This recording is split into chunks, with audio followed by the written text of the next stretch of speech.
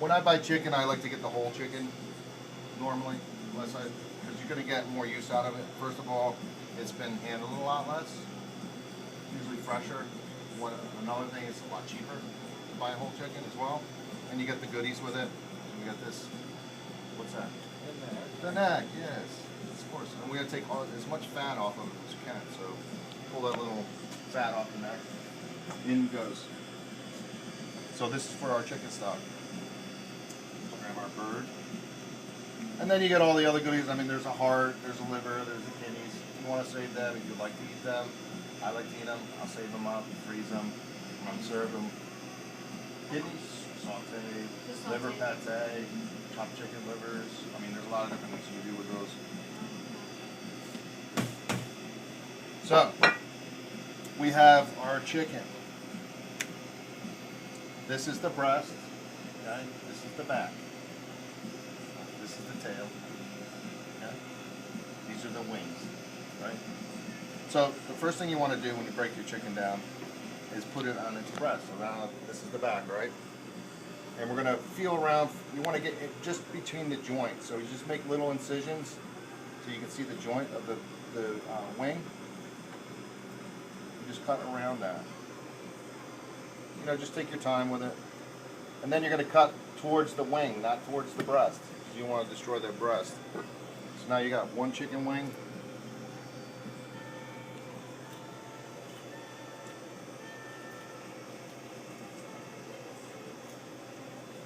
Right towards there. We got two chicken wings. Now we're going to go back over, put her on her back, standing up on her back now, right? We're going to take the leg off. With the leg, all you want to do is just cut through the skin, not into the meat. So we cut through the skin, right down to the tail. And then this is the fun part. You get to pop the ball right out of the socket. Okay, so here's, just popped it right out. Back on her breast. What I'm going to do is cut down the back now.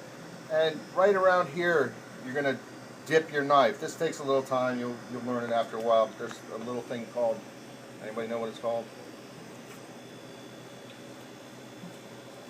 Anybody? You're taking the leg and the thigh at the same time. Taking both, yep.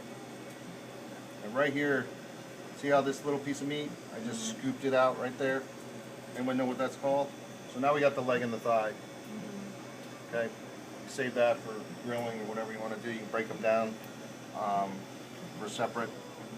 But when I grill barbecue chicken, I like to use the whole leg with the thigh attached. So there you go, you get your leg and your thigh. Here was the oyster. Okay, flip her back over. Same thing on the other side. Just cut through the skin, not cutting into the meat. Come down towards the tail. Oops.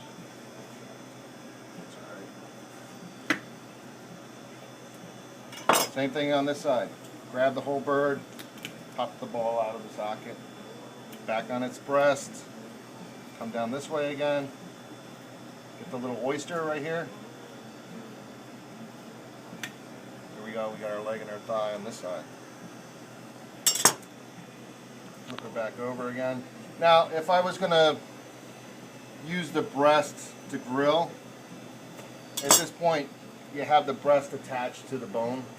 So I would just stand it up, tail up, and cut directly down the whole carcass and keep that section on the bone when you're going to grill it. It's just so much better cooked on the grill with the bone. Okay? We're not going to do that tonight. We're going to take the breast off. So there's a bone running down the center. That's called the keel bone. So we're going to just run our knife down that keel bone, one side of it.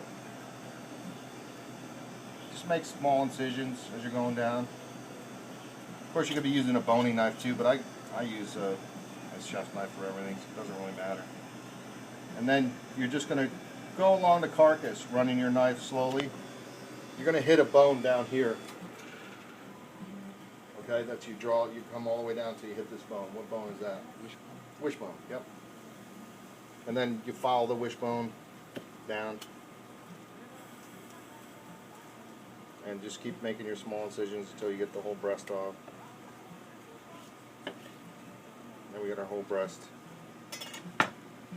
Alright, so we got the breast, plus we also got the little piece that the grocery store likes to take off and sell separately, the tenderloin, right?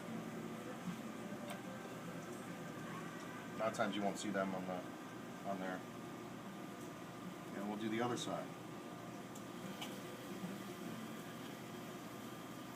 I like that knife. Got a good edge on it. Oh yeah. It's actually a little dull tonight. I didn't take my time to sharpen I it. usually have to cut it so the bone stays on. Right, so this is the breast removed with the tenderloin, and here's your boneless breast, okay? If you like it skinless, pull the skin off of it. The next part is you want to get as much fat off of the carcass as you can, because the less fat in your stock, the better. It's going to be a cleaner stock. It's not going to be as cloudy, so you want to trim all that excess fat off your carcass. Take the tail off, that's just full of fat. You don't have to get every little speck of fat off of it, because you can skim that as it's cooking.